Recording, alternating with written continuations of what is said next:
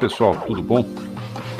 Estamos aqui em mais um dos nossos editoriais, aquele editorial bem meia boca, sem fins lucrativos, de toda sexta-feira para vocês, especialmente. E, enfim, dando o nosso recado que está chegando aí, o número 5 do nosso querido The Talk, tá? Semana que vem o editorial já um pouco mais sobre a revista, sobre como a revista é elaborada, algumas questões relacionadas à editoração, seleção de textos, enfim, um pouco mais sobre a parte de editoração e curadoria do The Talk. Tá bom? Semana que vem tem mais detalhezinhos sobre a Folha. Deixa eu só aqui dar uma olhada no calendário para ver direitinho qual é o editorial. Cai no editorial de sexta-feira do dia 22, praticamente uma semana antes do lançamento da revista, que vai cair no domingo, dia 31. Tá? Então a gente vai apresentar aqui alguns detalhes da revista. Tá bom? Devo publicar alguma coisa de alguma página já pronta, provavelmente durante essa semana está pintando a capa, a gente já vai fazendo as divulgações em redes sociais, enfim. Ainda não decidi se abro uma conta ou não no Instagram para o The Talk, porque acaba sendo quase que um trabalho insano, você tem que mexer com muita rede social ao mesmo tempo, né? Muita coisa. E, enfim, ainda estou trabalhando com a minha própria conta pessoal para divulgar algumas coisas lá, até mesmo porque eu tenho uma base de seguidores da minha conta pessoal que vou tentar migrar caso eu decida abrir uma conta no The Talk, no Instagram, tá bom? No caso do Facebook está rolando legal, você pode encontrar inclusive alguns números anteriores, o número 4 está no ar, então se você entrar lá no facebook.com/The Talk Literatura, tudo junto, tá aí na tela inclusive para você, você vai poder ter contato com conteúdo ligado a texto, literatura, números antigos do The Talk, e eu também estou deixando aqui na tela o endereço de e-mail. Então, se você está assistindo aqui esse nosso editorial, nosso querido editorial de toda sexta-feira, bem meia boca e sem fins lucrativos, você pode mandar o seu original. Original não digo, seu manuscrito, tá? Que a gente vai avaliar direitinho aqui, e provavelmente você deve entrar na edição de 31 de dezembro, seria a edição de dezembro, que eu ainda não decidi se vai ser dia 31, ou se a gente vai passar para alguma data um pouquinho antes das festas.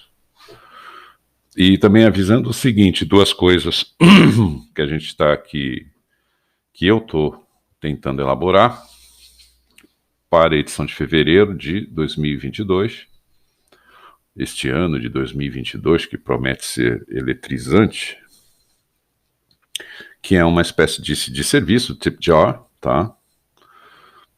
Seria uma espécie de, sei lá, tip jar, mal traduzindo para o português, seria alguma coisa parecida com jarra de gorjeta, né? Jarrinha de gorjeta. É o famoso passar o chapéu, para tentar abrasileirar a expressão. Beleza? Então a gente vai criar esse tip jar. Não sei se eu vou trabalhar com Buy Me a Coffee, se vai ser por intermédio de algum PayPal, mas que, inclusive, quem tiver com alguma frequência de publicação em termos de autores, isso ainda vou conversar com eles, tá? Tip jars específico para o autor, ou para a autora, né? Vai ser publicado na revista, você termina de ler a revista e tá lá, os Buy Me a Coffee da vida lá, tanto da revista como do próprio autor. Se você se sentir aí para utilizar uma nomenclatura do mundo igrejas evangélicas, se você, né, se o seu coração for tocado, né, se você sentir alguma coisa, algum calor no seu coração para doar alguma coisa, tanto para o autor ou para a revista, ou os dois ao mesmo tempo, você vê lá qual é o autor e a autora que você curtiu mais, deixa lá alguma quantia lá, no sentido de poder melhorar as questões financeiras que nos abalam tanto, principalmente nessa tentativa de saída de pandemia que está rolando e tal. Esse é um dos assuntos que eu estou querendo tratar com vocês, para deixar já avisado que a partir de fevereiro deve rolar esse tip jar, tá? Mas esse assunto ele vai entrar no editorial da semana que vem. Tá? Ele vai entrar na outra sexta-feira. Tá bom?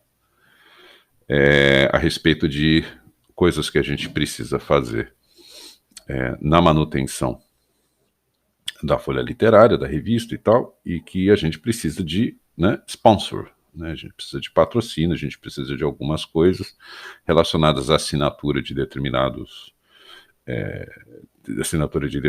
softwares, aplicativos que funcionam muito bem, sem você precisar assinar, mas isso é um assunto da semana que vem, quando eu estiver explicando como é que a gente prepara a revista. E só que tem questões que a gente está aqui pleiteando em voltar a ser impresso também. Só que a questão da impressão, nesse momento de economia ruim no país e quase 2 anos de pandemia, que logo logo teremos 2 anos de pandemia, a situação fica muito complicada para você tornar isso, colocar tudo isso que a gente faz no papel. Tá? Tem algum custo, não é muito elevado, pode acreditar, pode ir por mim que não é um custo muito elevado, mas, enfim, precisaremos desse tipo de apoio, pelo menos nesse momento. Aí lá na frente a gente dispensa o tip jar, mas, enfim, ainda estou pensando, eu vou até o final do ano, mais o mês de janeiro, pensando direitinho como é que vai ser isso, como é que a gente vai elaborar essa coisa e tal. Beleza? Bom, já que a gente sempre trata no nosso editorial de algum assunto relacionado à literatura, o segundo ponto, tá, é que é o seguinte,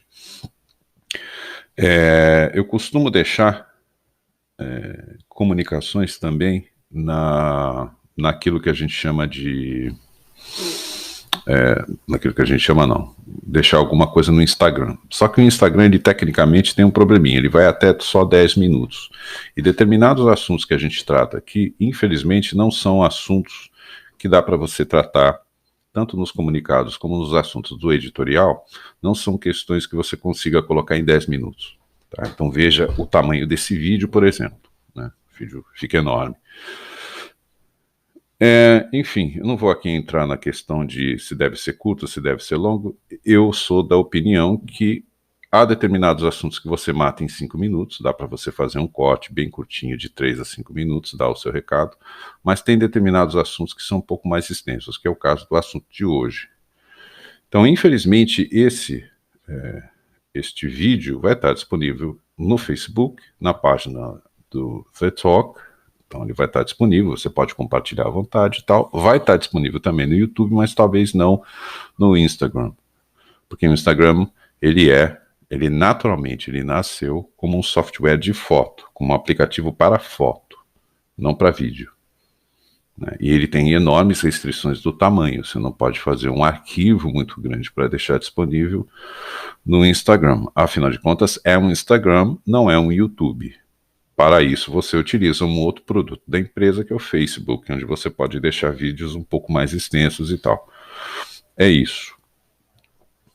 E o assunto de hoje tem a ver com uma certa preocupação que a gente que trabalha com literatura tem a respeito daquilo que a gente comumente, de uma forma comum, chama de espaço ficcional. Tá? Recentemente teve o lançamento, eu não estou querendo fazer muito o comercial do produto audiovisual, por motivos óbvios, né? Eu até faço. Por favor, me procurem, que a gente tem planos de divulgação muito interessantes para o seu produto audiovisual. Né? Mas, enfim, eu acho que todo mundo está sabendo de um determinado filme nacional, que nada mais é do que aquela famosa história do filme baseados em fatos reais. Então, o filme foi baseado em fatos reais, um fato real que é de conhecimento de toda a nação, enfim. Vocês já sabem qual é o filme que eu estou me referindo, etc, etc. E aconteceu uma coisa muito inusitada, que eu estava assistindo o canal da, acho que é Joyce de Oliveira. Enfim, ela é conhecida pelo comentário de literatura, uma literatura mais voltada para aquilo que chamam de terror, nem sei se esse é o nome adequado, suspense, terror, thriller, né? Que ela tem um canal já há muito tempo já, que é um canal Ler Até o Amanhecer. Muito bom. E ela tem vários quadros no canal dela.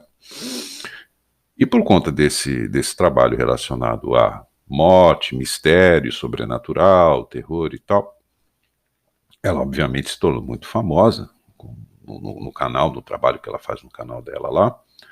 E ela foi convidada para uma espécie de press release que teve a respeito do filme. Estavam lá presentes os atores, diretores, roteiristas, e uma das colaboradoras do roteirista era a Ilana Casoy.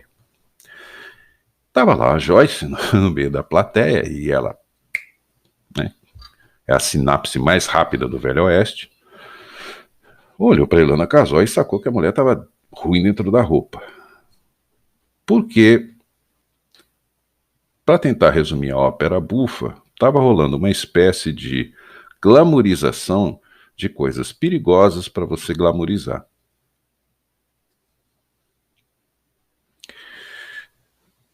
Eu não sei qual é a experiência da Ilana Casoy em relação ao espaço ficcional, prosa de ficção.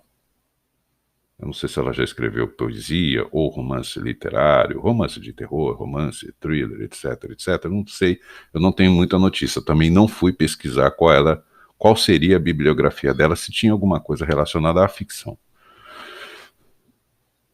E aí a gente começa a trabalhar com uma coisa que é bem complexa, no seguinte sentido. O espaço de ficção, ele tem um pequeno pormenor que muitas vezes é um pormenor mal interpretado pela plateia e pelo público em geral, incluindo influencers, gente que tem canal no YouTube, gente que tem, enfim, canal de opinião, que liga a câmera lá, faz o seu comentário e tal. O espaço ficcional, gente, é o espaço ficcional, o próprio nome está dizendo, e muitas vezes ele funciona para resolver aquilo que a sua cuca não consegue mais resolver. Só que o espaço ficcional é para a arte. Ele não é para fato jornalístico. E aí começa a primeira grande diferença.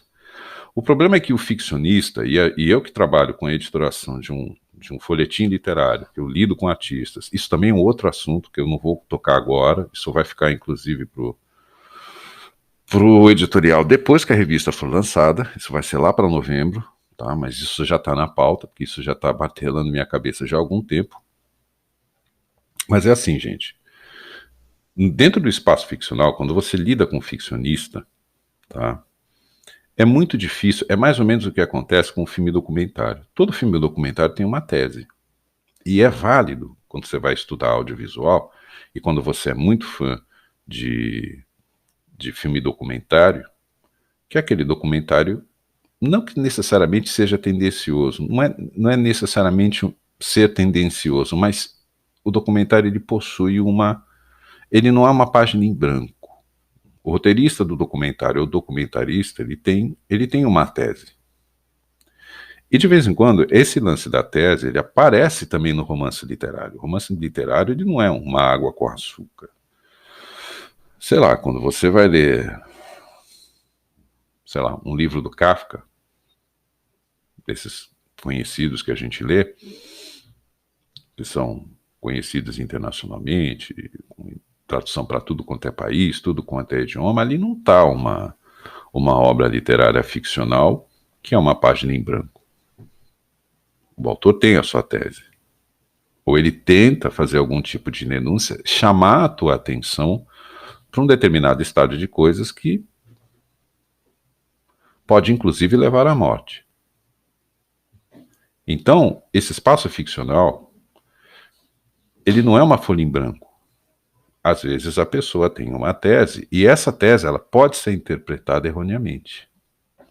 E se você não for muito bom na hora de colocar a história no filme, no texto, escrever esse texto direitinho, etc, etc, etc, costuma dar problema 3x4, porque qual é a interpretação que você vai fazer, por exemplo, no caso que abalou um país inteiro, de uma moça que manda matar seus pais.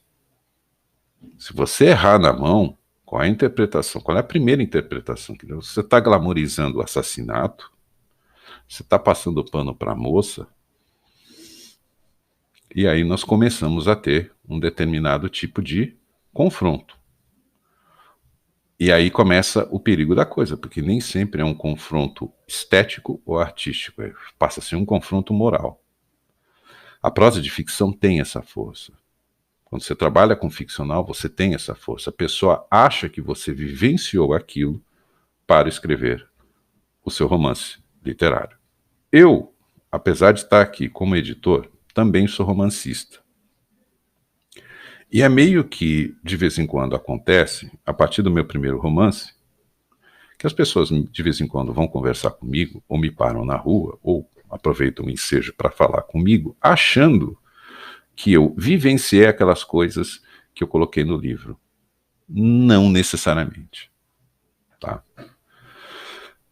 Um romancista, ele não é uma samambaia, ele não fica dentro de uma redoma de vidro. Ele não, a vida dele não está dentro de uma, né, de uma bola de vidro.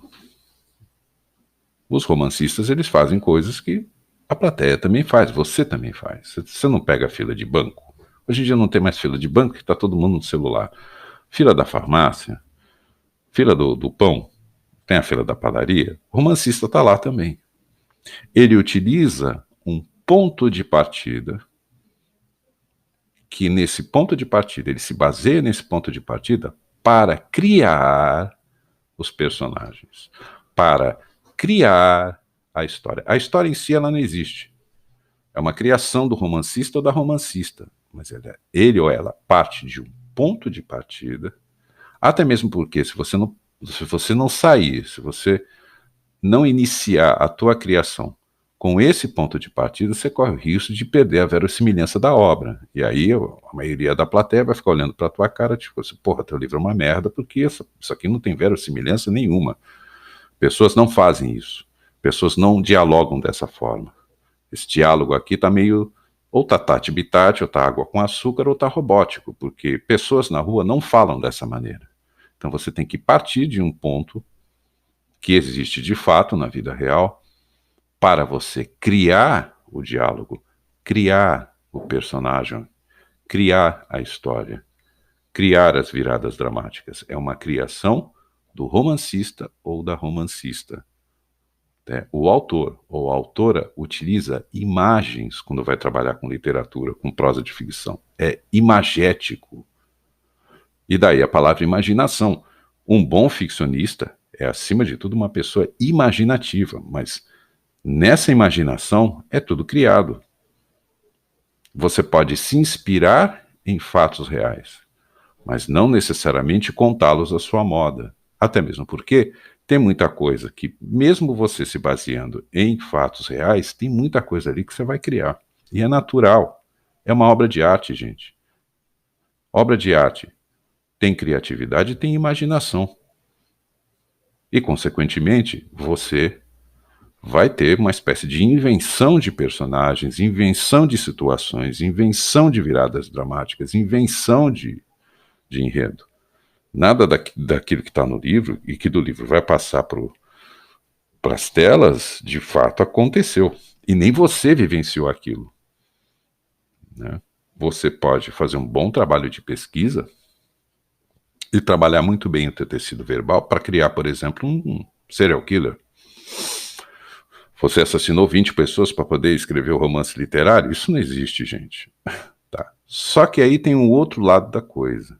E que talvez aí, né, quem veio de um bom curso de letras e tem o traquejo da coisa, começa, né, a respirar fundo pelo seguinte: apesar de você, como romancista, sair de um ponto de partida que de fato existe na vida real, e é isso que vai garantir a verossimilhança da obra, você tem uma tese que você pode inserir ali no meio da construção do tecido verbal. Né? Você não é uma página em branco, você tem um ponto de vista, você tem uma visão de mundo. Então não é tipo página em branco. Então, quando você vai ler um romance literário, de uma certa forma, você entra em contato com algum tipo de tese, mesmo que o autor ou a autora não acredite na tese que ele ou ela tenta colocar na obra literária, ou tenta pelo menos apresentar essa tese na obra literária ao longo de uma história que ele ou ela está inventando, tá? Simplesmente porque é uma criação. Até a tese que você quer defender no livro, caso você seja um romancista, um autor, uma autora, também é uma tese que não. Ele até parte de um ponto de partida, mas ela também é uma tese inventada. Ela também é fruto de imaginação. O que está acontecendo hoje em dia? De uma certa forma, a plateia está perdida. Porque, como a gente está no ápice de uma engenharia social, que muitas vezes muda o nome das palavras, e aí você, por favor, procure o antigo, o editorial da semana passada.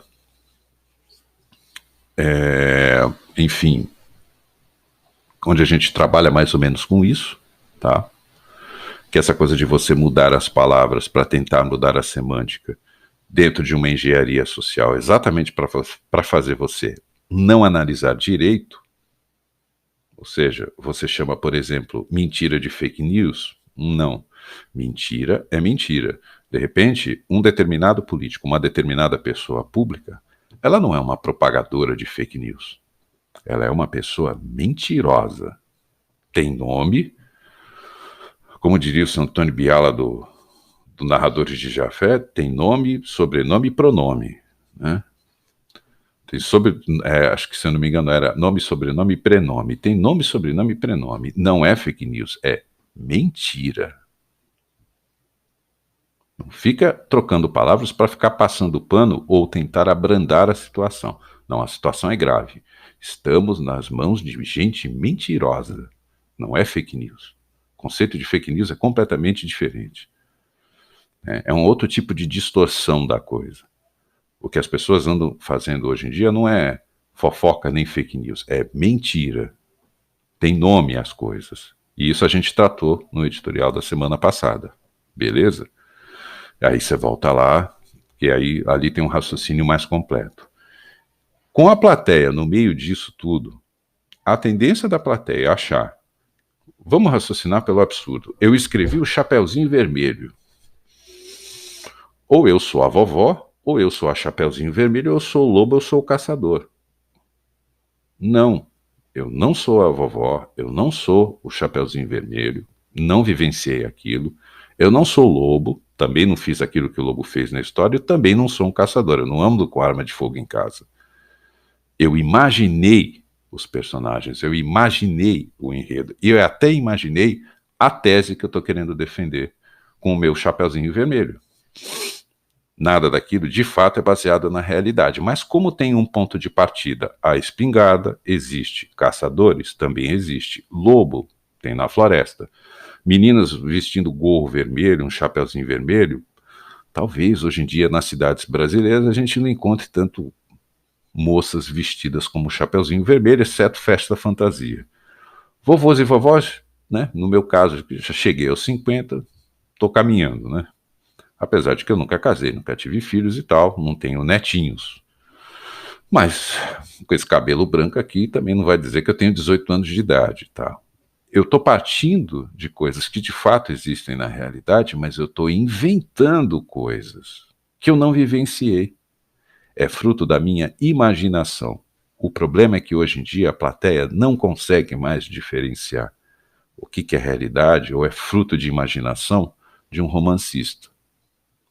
E isso dá problema. Por quê? Porque tem muita gente que olha para a situação e começa a regalar os olhos, começa a arrepiar de um jeito que fica assim: rapaz, essa turma tá fazendo esse filme para glamorizar assassinato?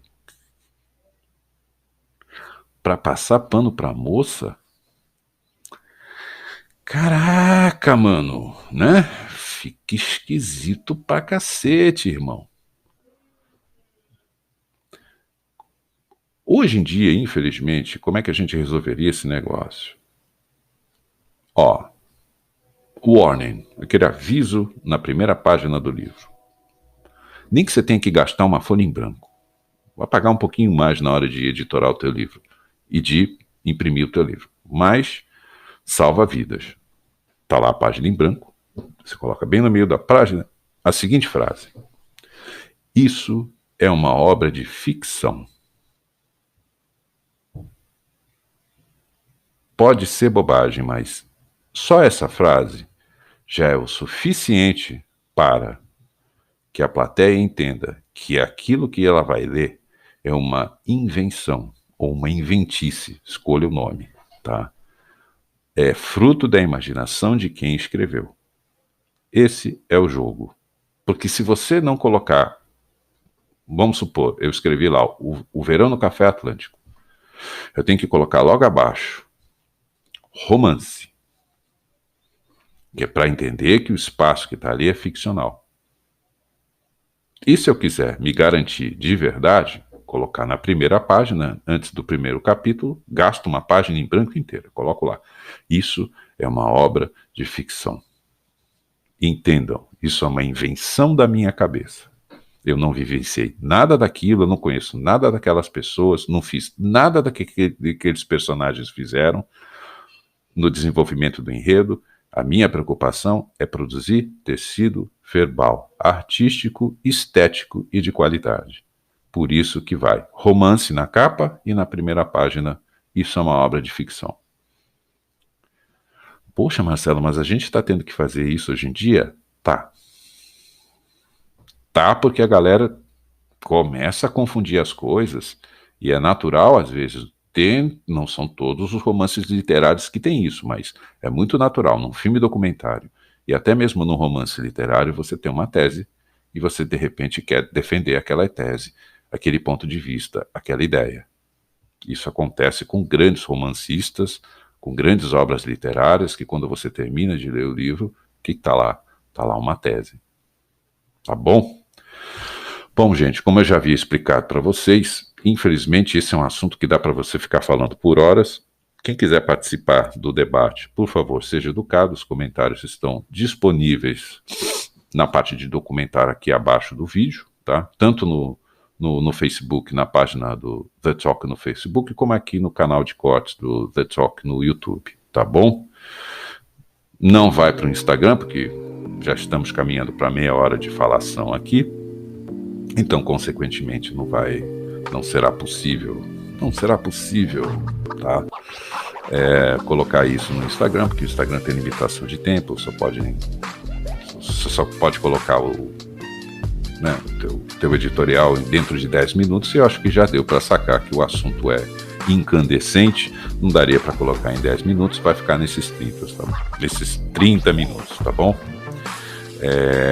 Agradecer a presença de vocês, a atenção de vocês, etc e tal, na esperança de que o feriadão de terça-feira tenha sido maravilhoso. Choveu bastante aqui na área onde moro, foi meio chuvoso o feriado, já o final de semana anterior ao feriado prolongado, quase emendando a terça-feira com o sábado e domingo, foi de muita chuva, mas a gente sempre fica em casa, maratonando streaming de áudio, e tomara que vocês também curtam esse vídeo, maratonem, etc e tal. E, enfim, se vocês têm algum amigo, amiga, escritor, escritora, tá aqui de novo, né, o nosso endereço. Caso você tenha algum manuscrito parado, algum conto parado na sua gaveta, manda pra gente, tá bom? E que vocês possam curtir esse editorial. E quem, porventura, está trabalhando com prosa de ficção, que tá aí com algum problema, meu Deus, coloco, não coloco, faço isso, não faço aquilo, etc, etc, compartilhe esse vídeo, né? Esse vídeo aqui, na verdade, apesar dos 30 minutos, dessa meia hora que a gente está conversando aqui, que a gente está falando, é somente o pontapé inicial do assunto. É um assunto que a gente pode explorar muito, mas muito mais, né? Isso aqui é só o início da coisa, tá bom? Pessoal, um beijão no coração. Semana que vem tem mais. Até e obrigado pela atenção.